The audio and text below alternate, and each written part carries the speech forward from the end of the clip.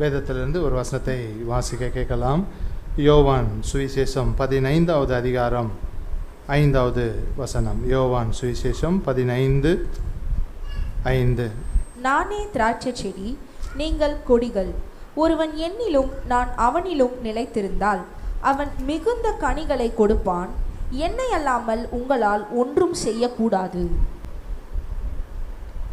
நானே திராட்சை செடி, நீங்கள் கொடிகள். பெர்கமன் ரொம்ப அழகாக பாடலை பாடியிருக்கிறார். ரொம்ப நாள் கழித்து கேட்டிருப்பீங்கன்னு நினைக்கிறேன் இந்த பாட்டை. உம்மோடு இணைந்திருக்கும் கொடி நாங்கள், கிளை நாங்கள், உமக்காய் படருகின்ற கொடி நாங்கள். அல்லேலூயா. இயேசு கிறிஸ்து தம்மை திராட்சை செடியாக இந்த 15ஆம் அதிகாரத்தில் ஒப்பிட்டு பேசுவதை, உருவகப்படுத்துவதை நாம் பார்க்க முடியும். அவர் திராட்சை செடி, நாம் கொடிகள். இந்த திராட்சை செடி அதோடு இணைந்திருக்கிற கொடிகள் மூலமாக தான் கனிகளை அது கொடுக்கிறது. திராட்சை செடி கனி கொடுக்க கொடி தேவைப்படுகிறது. அந்த கொடிகள் தான் நாம்.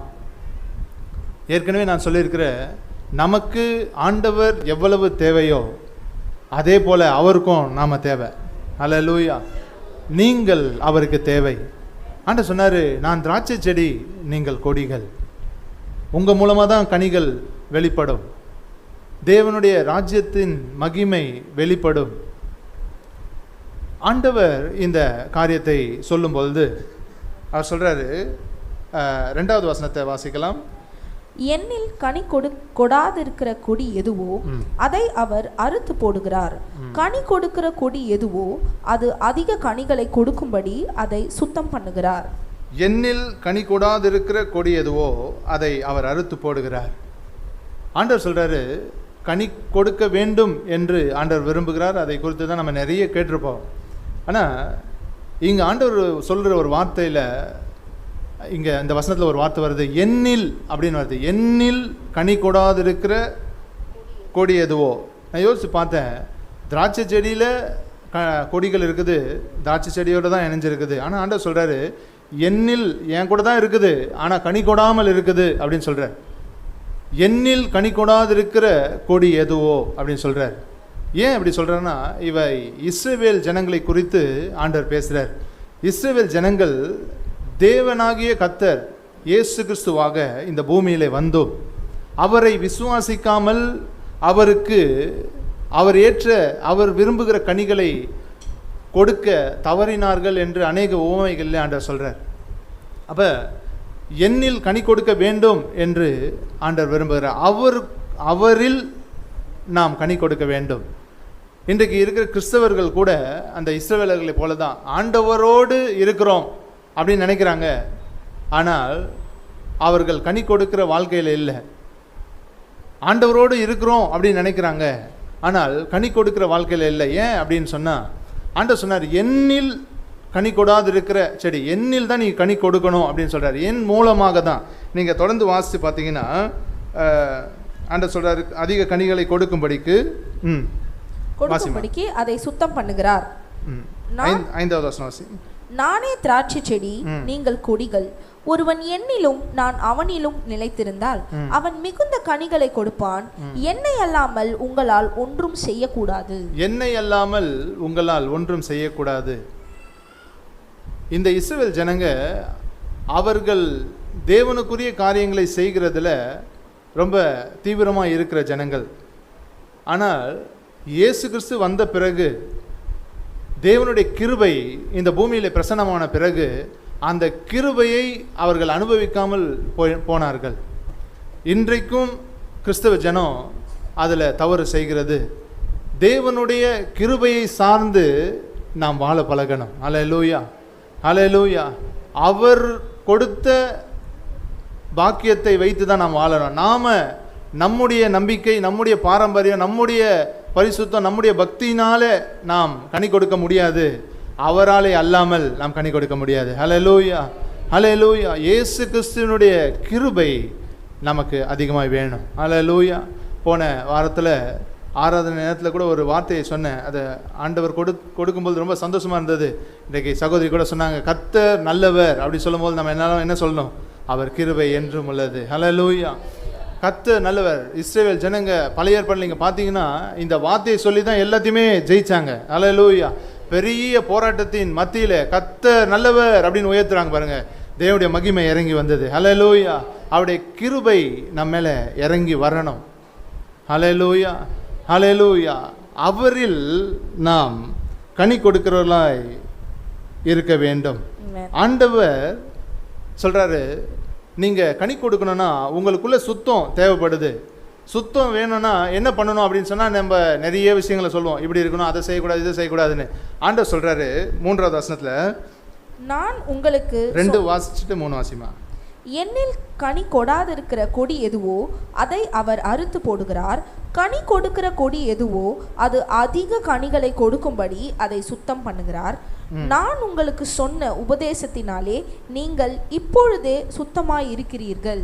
நான் உங்களுக்கு சொன்ன உபதேசத்தினாலே நீங்கள் இப்பொழுதே சுத்தமாய் இருக்கிறீர்கள் அப்படின்னு சொல்றார்.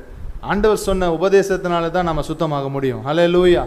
ஆண்டவர் என்ன உபதேசிக்கிறார் அப்படின்னு சொன்னால், இந்த யோவான் நிருபத்தை நீங்கள் வாசி பார்த்தீங்கன்னா, நானே அப்படின்றார். எல்லா இடத்துலையும் நானே வாசல், நானே நல்ல மெய்ப்பன், நானே வழியும் சத்தியமும் ஜீவனுமாக இருக்கிறேன். ஹல்லேலூயா.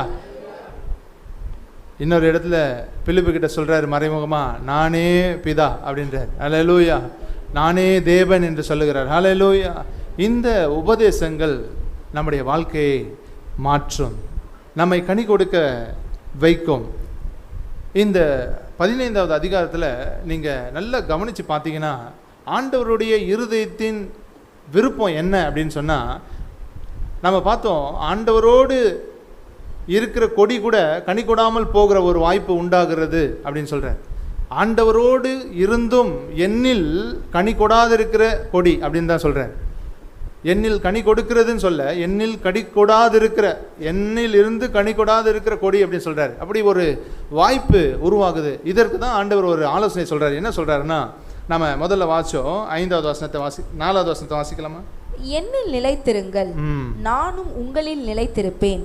கொடியானது திராட்சை செடியில் நிலைத்திராவிட்டால் அது தானாய் கனி கொடுக்க மாட்டாதது போல நீங்களும் என்னில் நிலைத்திராவிட்டால் கனி கொடுக்க மாட்டீர்கள்.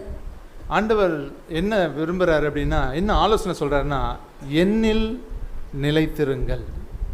ஆண்டவர் சொல்ல, என்னில் நிலைத்திருங்கள்.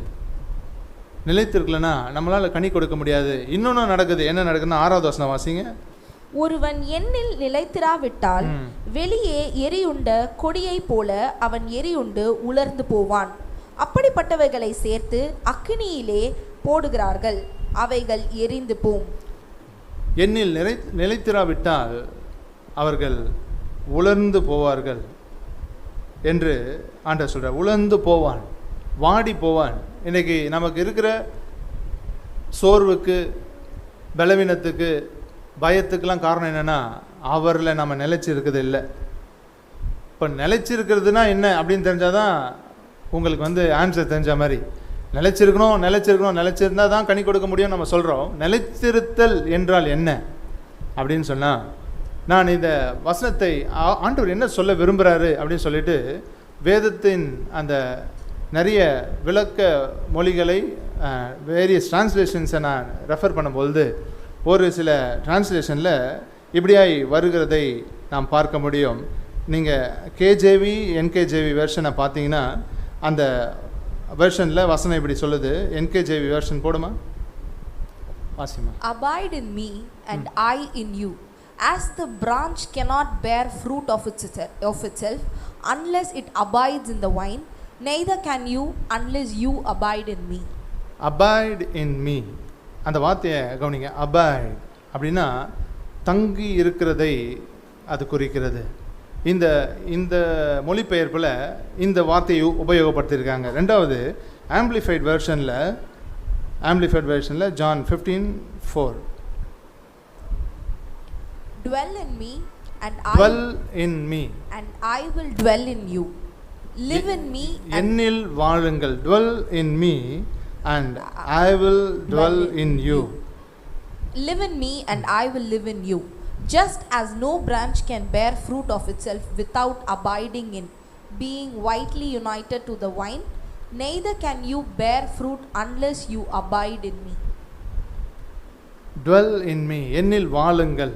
முதல்ல abide in me, என்னில் தங்கியிருங்கள். ரெண்டாவது என்னில் வாழுங்கள். எல்லாமே ஒரே மாதிரி தான் இருக்கும். நான் உங்களுக்கு சொல்லும்போது அது பிரயோஜனமாக இருக்கும். இன்னொரு ஒரு டிரான்ஸ்லேஷனும் பார்க்கலாம். Contemporary English version. Stay joined to me and I will stay joined to you. எவ்வளோ அழகாக இருக்குது பாருங்கள். ஆண்டவருடைய ஆவியானவர் நடத்துறதுனாலே வேத மொழிபெயர்ப்புகள் உண்டாயிருக்கு. ஸ்டே ஜாயின்ட் டு மீ, என்னோடு இணைந்திருங்கள். ஹல்லேலூயா, ஹல்லேலூயா. பாட்டு பாடணும். வார்த்தையில் நிலைத்திருந்து தினமும் கனி கொடுக்கும் சீசர்கள் நாங்கள். உள்ளமே மகிழுதையா உம்மோடு இருப்பதனால். அவரோடு இணைய அவர் விரும்புகிறார். இந்த அடிப்படையில் நிலைத்திருக்கிறதுனா என்னன்னு ஓரளவுக்கு உங்களுக்கு புரிஞ்சிருக்கும். நிலைத்திருக்கிறதுனா என்ன? அவரோடு தங்கி இருக்கிறது, அவரில் வாழுகிறது, அவரோடு இணைந்திருக்கிறது. ஹல்லேலூயா. இப்படி நாம் இருப்போமானால் நமக்கு இல்லாத ஆஸ்வாதமே இல்லை. ஹல்லேலூயா, ஹல்லேலூயா. அபாய்ட் இன் மீ அப்படின்னு சொல்லும்போது டிரான்ஸ்லேட்டில் இதுக்கு அர்த்தமாக இப்படி சொல்லியிருக்காங்க. நல்ல உணர்வோடு ஒரு எந்த ஒரு காரியத்தில் நாம் தங்கி இருக்கிறோமோ அந்த காரியத்துக்கோ அந்த நபருக்கோ அந்த வீட்டுக்கோ நல்ல உணர்வோடு உறுதியாக பின்பற்றுகிற எண்ணத்தோடு இருக்கணும் அப்படின்னு சொல்லி அதில் விளக்கம் சொல்லியிருக்கிறாங்க. அப்போ ஆண்டவரிலே நீங்கள் நிலைத்திருக்க வேண்டும் அப்படின்னா அவரை குறித்த நன்றியுள்ள இருதயத்தோடு உறுதியாக அவரை பின்பற்ற வேண்டும். ஹல்லேலூயா. எல்லாவற்றையும் அவருக்காக சகிக்கிறவர்களாக இருக்கிறதை அது காட்டுகிறது. be able to tolerate, எல்லாவற்றையும் அவருக்காக சகிக்கிற எண்ணத்தோடு நாம் இருக்கணும். அவரிலே தங்கி இருப்பது அப்படின்னா அதுதான் ஆண்டவரை பின்பற்றுகிற உறுதியாய் பின்பற்றுகிற எண்ணத்தோடு நாம் வாழ வேண்டும். அவரில் வாழ வேண்டும் அப்படின்னு சொல்லும்பொழுது dwell in me அப்படின்னு சொல்லும்பொழுது ஒவ்வொரு நாளும் அவரோடு கூட நாம் வாழணும். ஹல்லேலூயா. அந்த கனெக்ஷன் இருந்தால் தான் நாம் உழந்து போக மாட்டோம். ஏன் நம்ம ட்ரை ஆயிடுறோம் அப்படின்னா அவரில் நம்ம வாழ்கிறதில்லை, அவரிலே நாம் நிலைத்திருக்கிறது இல்லை. அவரில் நிலைத்தில்லாத கொடி கனி கொடுக்க மாட்டாது. நிலைத்திருக்கிறது அப்படின்னா சும்மா கூட அப்படி சுற்றி இருக்கிறது இல்லை, சர்ச்சுக்கு வர்றது இல்லை, சர்ச்சுக்கு வர்றது மட்டும் இல்லை, சர்ச்சுக்கு வர்றது இல்லைன்னு இல்லை, சர்ச்சுக்கு வர்றது மட்டும் இல்லை, ஒரு கிறிஸ்தவ குடும்பத்தில் பிறந்தது மட்டும் இல்லை, அவரோடு வாழணும். ஹல்லேலூயா. அவரோடு இணைந்து இருக்கணும், அவரில் தங்கி இருக்கணும். ஹல்லேலூயா, ஹல்லேலூயா. கர்த்தர் நம்மை ஆசீர்வதிப்பார். இந்த அனுபவங்கள் நம்மை ஆசீர்வதிக்கிறது, நமக்கு சமாதானத்தை கொடுக்கிறது, நம்மை மகிமையான அனுபவத்துக்குள் கொண்டு போகிறது. இயேசு கிறிஸ்துவினுடைய இருதயத்தின் விருப்பம் அவரோடு நாம் வாழ வேண்டும். அதை தான் ஆண்டவர் சொல்கிறார், என்னில் நிலைத்திருக்க வேண்டும் என்று ஆண்டவர் சொல்லுகிறார். நாம் ஆண்டவரை பார்த்து என்ன சொல்ல போகிறோம்? உங்களுக்கு ஆண்டவரோட வாழ ஆசை இருக்குதா? அவருக்குள்ளே வாழ ஆசை இருக்குதா? அவரோடு தங்கி இருக்க ஆசை இருக்குதா? எவ்வளோ நேரம் ஆண்டவர் கூட செலவு பண்ணுறீங்க? வேதத்தோடு தனிப்பட்ட அனுபவங்களை எத்தனை பேர் உடையவர்களாக இருக்கிறீங்க? உங்களுடைய ஜெப நேரம் எவ்வளவு? அந்த நேரத்தில் அவர் உங்களை எவ்வளவாய் மகிழ பண்ணுகிறார்? இ மைனர் நாம் பாடணும். பசும்புல் மேய்ச்சலிலே நடத்தி செல்பவரே, உமோடு நான் வாழ்ந்தால் என் உள்ளமெல்லாம் மகிழும் ஐயா.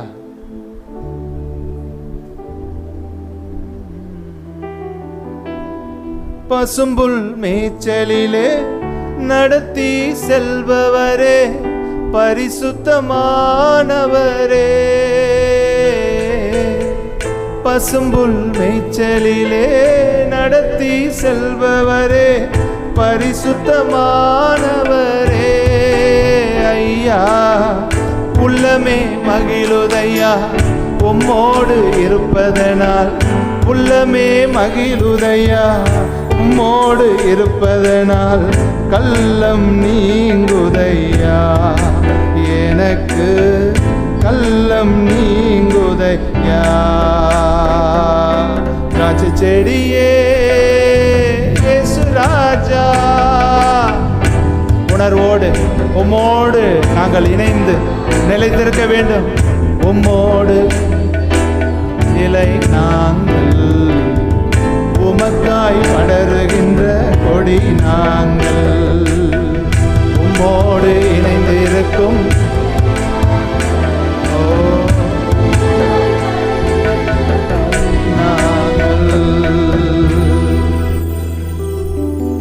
நம்முடைய கள்ளம் கபடு எல்லாம் நீக்குகிற ஒரு அனுபவம், அவரோடு இருக்கிற அனுபவம், அவரில் மகிழுகிற அனுபவம். அல்லேலூயா. தேவஜனமே, உன்னுடைய பலன் என்ன தெரியுமா? கர்த்தருக்குள் மகிழ்ச்சியாய் இருப்பதே உங்களுடைய பலன். அல்லேலூயா, அல்லேலூயா. அவரோடு இணைந்திருந்தா நீங்க மகிழ்ச்சியா இருப்பீங்க.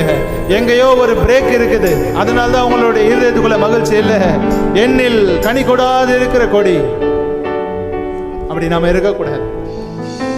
அவரோடு வாழ கர்த்தர் விரும்புகிறார். ஆண்டவரே, நான் உம்மில் நிலைத்திருக்க வேண்டும். ஆசையோடு ஆண்டவரை பார்த்து கேளுங்க. ஆண்டவரே, நான் உம்மில் நிலைத்திருக்க விரும்புகிறேன். நான் உம்மில் வாழ விரும்புகிறேன். உம்மோடு இணைய விரும்புகிறேன். உம்மோடு ஒன்றோடு ஒன்றாக நான் இணைய விரும்புகிறேன். எனக்கு உதவி செய்யும், எனக்கு உதவி செய்யும். ஆமென். ஆண்டவர் உங்களுடைய ஜெபத்தை அவர் கேட்டிருக்கிறார். அவரோடு நிலைத்திருக்க வேண்டும் என்று சொல்லும்போது என்னை கவனிங்க. அவரோடு நிலைத்திருக்கணும் அப்படின்னு சொல்லும்போது நிறைய காரியங்களை நீங்க முடிவு பண்ணியிருப்பீங்க. பேசும்போது இனிமேல் இப்படி இருக்கணும் அப்படி இருக்கணும்னு. நல்லது தான், செய்யுங்க. ஆனால் நான் வேதத்தை வாசிக்கும் போது ரொம்ப ஆச்சரியப்பட்டேன். ஒரே ஒரு காரியத்தை இன்றைக்கு சொல்லி நான் முடிக்க போகிறேன். யோவான் சுவிசேஷம் 6வது அதிகாரம் 56வது வசனத்தை நாம் வாசிக்கலாம். என் மாம்சத்தை புசித்து என் இரத்தத்தை பானம் பண்ணுகிறவன் என்னிலே நிலைத்திருக்கிறான், நானும் அவனிலே நிலைத்திருக்கிறேன். என் மாம்சத்தை புசித்து என் இரத்தத்தை பானம் பண்ணுகிறவன் என்னிலே நிலைத்திருக்கிறான், நானும் அவனிலே நிலைத்திருக்கிறேன். ஹல்லேலூயா. எவ்வளோ சந்தோஷம். ஆமென். அப்படியே நம்ம ஜெபிச்சுட்டு கூட திருவிருந்து எடுக்கலாம். நான் இதை கொஞ்சம் சொல்லிவிட்டு நம்ம திருவிருந்துக்கு நேராக போக போகிறோம்.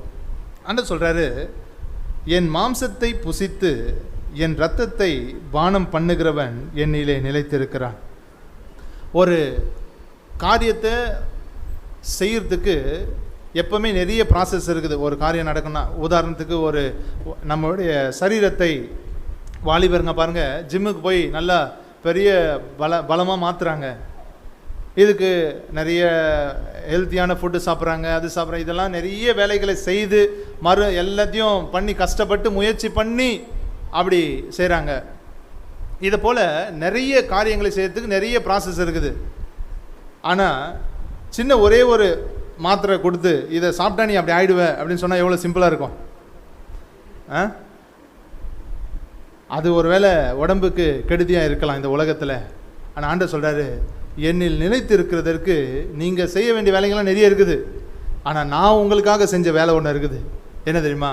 என்னுடைய மாம்சத்தை உங்களுக்கு கொடுத்தேன், என்னுடைய இரத்தத்தை உங்களுக்காக கொடுத்திருக்கிறேன். ஹல்லேலூயா, ஹல்லேலூயா. இந்த இயேசுவோடு இணைகிறதற்கு ஆண்டவர் கொடுத்த ஒரு உன்னதமான பாக்கியம் இந்த திருவிருந்து. அவருடைய சரீரத்தையும் அவருடைய இரத்தத்தையும் நமக்காக அவர் கொடுத்திருக்கிறார். தேவன் உண்டாக்கி வைத்த இந்த அனுபவம் ஒரு புரிந்து கொள்ள முடியாத அனுபவம். நீங்கள் யோவான் சுவிசேஷம் 6வது அதிகாரத்தில் நீங்கள் வாசித்து பார்த்தீங்கன்னா, ஆண்டவர் திரும்ப திரும்ப இந்த காரியத்தை குறித்து பேசுகிறதை நாம் பார்க்க முடியும். 48வது வசனம் வாசிங்கம்மா. 48லேருந்து வாசிங்க. ஜீவ அப்பம் நானே, உங்கள் பிதாக்கள் வனாந்தரத்திலே மன்னாவை புசித்திருந்தும் மரித்தார்கள். இதிலே புசிக்கிறவன் மறியாமல் இருக்கும்படி வானத்திலிருந்து இறங்கின அப்பம் இதுவே. நானே வானத்திலிருந்து இறங்கின ஜீவ அப்பம். இந்த அப்பத்தை புசிக்கிறவன் என்றென்றைக்கும் பிழைப்பான். நான் கொடுக்கும் அப்பம் உலகத்தின் ஜீவனுக்காக நான் கொடுக்கும் என் மாம்சமே என்றார். அப்பொழுது யூதர்கள், இவன் தன்னுடைய மாம்சத்தை எப்படி நமக்கு புசிக்க கொடுப்பான் என்று தங்களுக்குள்ளே வாக்குவாதம் பண்ணினார்கள். அதற்கு இயேசு அவர்களை நோக்கி, நீங்கள் மனுஷகுமாரனுடைய மாம்சத்தை புசியாமலும் அவருடைய இரத்தத்தை பானம் பண்ணாமலும் இருந்தால் உங்களுக்குள்ளே ஜீவன் இல்லை என்று மெய்யாகவே மெய்யாகவே உங்களுக்கு சொல்லுகிறேன். போதுமா? இங்கே அப்படியே அந்த வசனங்கள் 58 வரைக்கும் வாசிங்கன்னா திரும்ப திரும்ப திரும்ப திரும்ப ஆண்டு சொல்கிறார், என்னுடைய மாம்சத்தை புசித்து என்னுடைய இரத்தத்தை பானம் பண்ணணும். இஸ்ரவேல் ஜனங்களுக்கு, யூதர்களுக்கு புரியவே இல்லை, எப்படி இவருடைய சரீரத்தை கொடுப்பாரு அப்படின்னு சொல்லிட்டு ஆண்டவர் கூட இருந்தவங்களுக்கு இதை ஏற்றுக்கொள்ள முடியல. என்ன ஆச்சுன்னா 60வது வசனம் வாசிங்க. அவருடைய சீஷரில் அநேகர் இவைகளை கேட்ட பொழுது, இது கடினமான உபதேசம், யார் இதை கேட்பார்கள் என்றார்கள். அதுக்கு பிறகு அநேகர் அவரை விட்டு பின்வாங்கி போனாங்கன்னு வசனம் சொல்லுது. அநேகர், இந்த உபதேசம் கடினமாக இருக்குது அப்படின்னு சொல்லிட்டு அநேகர் பின்வாங்கி போனாங்க. எதுக்கு அப்படின்னா, ஆண்டவர் என்னுடைய சரீரத்தை நான் கொடுக்குறேன், என்னுடைய ரத்தத்தை கொடுக்குறேன், இதை நீ புசித்து பானம் பண்ணு அப்படின்னு சொன்னார். இதை அவங்களால புரிந்து கொள்ள முடியல. இந்த சரீரத்தையும் இரத்தத்தையும் நீங்கள் அனுசரிப்பீர்களானால் நீங்கள் இயேசுவில் நிலைத்திருக்கிறீர்கள். ஹல்லேலூயா. இன்றைக்கு நிறைய சிலர் இந்த அனுபவத்துக்குள்ளே வராமல் இருக்கிறாங்க. ஏதேதோ காரணங்கள் அவர்களுக்கு உண்டு. இதை தொடக்கூடிய அளவுக்கு, இதை அனுசரிக்கக்கூடிய அளவுக்கு தகுதியானவன் இங்கே யாராவது இருக்கீங்களா? இல்லவே இல்லை. தகுதி நம்மால் உண்டாகிறது அல்ல, அதை நமக்கு கொடுத்தவரால் உண்டாகிறது. ஹல்லேலூயா, ஹல்லேலூயா. அவர் நம்மை நேசிக்கிறார், அவர் நமக்காக கொடுக்கிறார். உண்மையான இருதயத்தோடு இன்றைக்கு வாங்குவீர்களானால் அவர் நமக்குள்ளே வந்து வாசம் பண்ணுவார். ஹல்லேலூயா. இன்னும் இதை மேன்மையாக சொல்லுவேன், ஆனால் அவருடைய இரத்தமும் சரீரமும் நமக்குள்ளே வரும்போது திரியேக தேவனுடைய மகிமை நமக்குள்ளே வருது. ஹல்லேலூயா. அவர் திரியேக தேவனாய் இருக்கிறார். எப்படி ஒரு மனுஷன் ஆவி, ஆத்துமா, சரீரம் இப்படிப்பட்ட அமைப்புகளோடு இருக்கிறானோ, அதே போல தேவன் திரியேகமாய் இருக்கிறார். பிதா, குமாரன், பரிசுத்த ஆவியானவராய் இருக்கிறார். அவருடைய மாம்சமும் இரத்தமும் நமக்குள்ளே வரும்போது ஆவியானவர் அதை இணைத்து அவருடைய திரியேக அனுபவத்தை நமக்குள்ளே கொடுக்கிறார். ஹல்லேலூயா, ஹல்லேலூயா, ஹல்லேலூயா. ஆண்டவர், நீங்கள் ஒரு வசனத்தை வாசிங்க இதை புரிந்து கொள்வதற்கு. 14:23, யோவான் 14:23. இயேசு அவனுக்கு பிரதியுத்தரமாக, ஒருவன் என்னில் அன்பாய் இருந்தால் அவன் என் வசனத்தை கை கொள்ளுவான், அவனில் என் பிதா அன்பாய் இருப்பார், நாங்கள் அவனிடத்தில் வந்து அவனோடே வாசம் பண்ணுவோம். ஆண்டவர் சொல்ற பாருங்க, நாங்கள் அவனிடத்தில் வந்து அவனோட வாசம் பண்ணுவோம். எப்படி தெரியுமா? இதை பெற்றுக்கொள்ளும் பொழுது. ஹல்லேலூயா, ஹல்லேலூயா. எவ்வளோ உன்னதமான அனுபவத்தை! இதை வாங்கும் போதே நீங்கள் நினைக்கணும், திரியேக தேவனுடைய அனுபவம் என் வாழ்க்கையில் வருது. ஹல்லேலூயா. திரியேக தேவன் எனக்குள்ளே அவங்க நின்று வாசம் பண்ணுகிற ஒரு அனுபவத்தை கர்த்தர் கொடுக்கிறார். ஹல்லேலூயா. இப்படிப்பட்ட சத்தியத்தை புரிந்தவர்களாய் இன்றைக்கு நாம் இதை அனுசரிக்க போகிறோம்.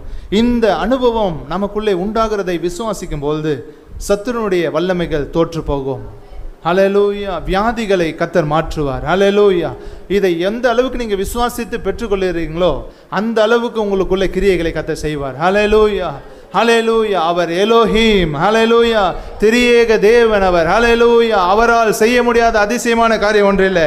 அவர் நமக்காக இந்த பூமிக்கு வந்தார், நமக்குள்ளே வாசம் பண்ணும்படியாய் தம்முடைய சரீரத்தையும் இரத்தத்தையும் கொடுத்திருக்கிறார். ஹல்லேலூயா, ஹல்லேலூயா. சிலுவையில் என்னைக்கோ ஒரு நாள் கொடுத்துட்டு போகல, இன்றைக்கு உங்கள் அருகில் வரப்போகுது. ஹல்லேலூயா. உங்ககிட்ட நீங்கள் வரும்பொழுது வாங்கும்பொழுது நினைங்க, எனக்காக அவரில் நிலைத்திருக்க என்னுடைய எந்த முயற்சியுமே எதிர்பார்க்காம இதை சாப்பிடு, சேர்ந்துருவேன் அப்படின்னு சொல்கிறார். ஹல்லேலூயா, ஹல்லேலூயா. இதை புசி, என்னோடு நீ இணைந்து விடுவாய். ஹல்லேலூயா, ஹல்லேலூயா. கர்த்தர் தாமே நம்மை ஆசீர்வதிப்பாராக. ஒருவேளை நம்முடைய வாழ்க்கையில் ஒரு சோர்வுகள், பலவீனங்கள் இருக்கலாம், எங்கேயோ கனெக்ஷன் கட்டாக இருக்கலாம். ஒரு ஜெப சிந்தையோட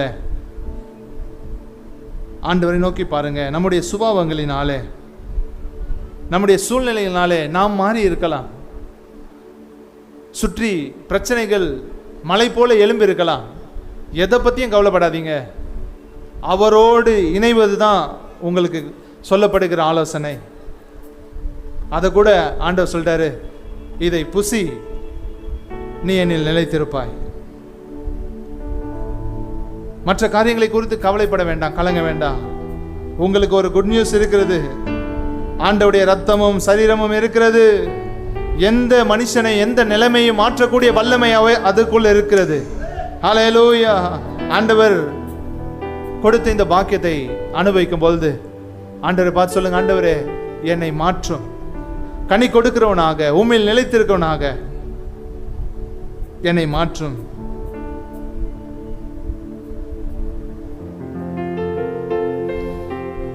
கொடியாக படரணும்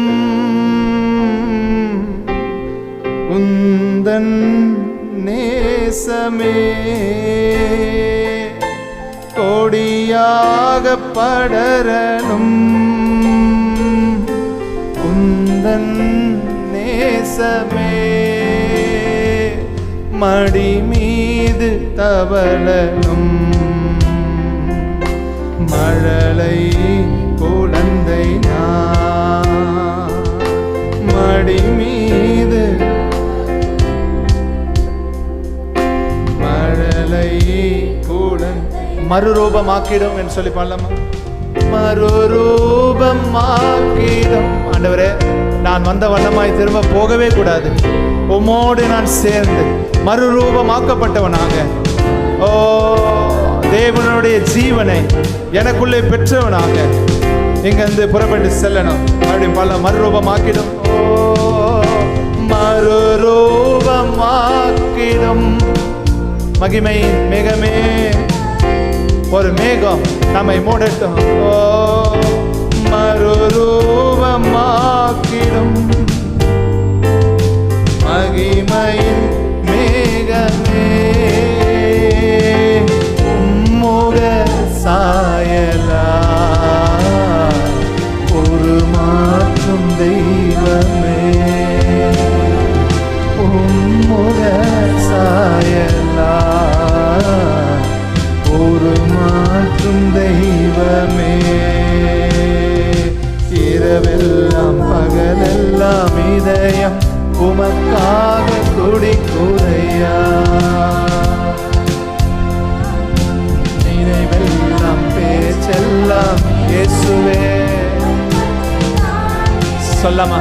விட்ட உறவை திரும்ப நாம் பெற்றுக்கொள்ளும்படிக்கு இரவெல்லாம் பகலெல்லாம் இயேசுவுக்காக, அவரோடு, அவருக்குள்ள, அவருக்காக, அவரில் இணைந்து, ஓ இயேசுவே உம்மில் நிலைத்திருக்க விரும்புகிறேன். உம்முடைய சரீரத்தையும் உம்முடைய ரத்தத்தையும் எனக்கு தாங்கப்பா.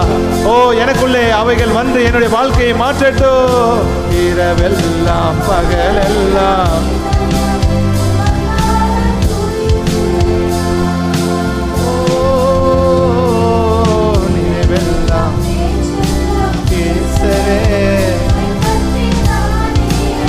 உன்னத தேவனே, ஓ உன்னத தேவனே, என் இயேசு ராஜனே, உம்மோடு இணைந்திட்ட மார்பலை கைகளை வைத்துக் கொண்டு உண்மையாய் சொல்ல முடியுமா? உன்னத தேவனே, எனக்கு எட்டாத உயரத்தில் வாசம் பண்ணுகிறவரே, ஹல்லேலூயா. ஓ உன்னத தேவனே சொல்ல, உன்னத தேவனே, உன்னத தேவனே,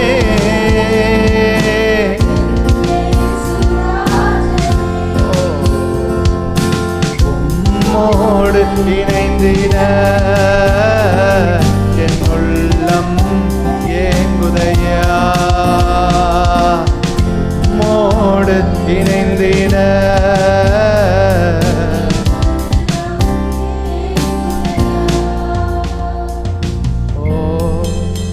கொடியாக படரணும் உந்தன் நேசமே, நேசமே. அவருடைய நேசம் ஒரு கொடியை போல நம்மேல் படர்வதாக.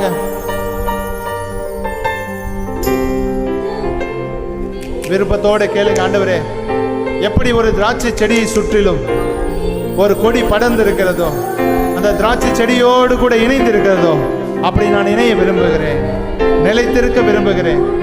உம்முடைய ரத்தமும் உம்முடைய சரீரமும் என்னை அந்த நிலைமைக்கு கொண்டு வரட்டும்.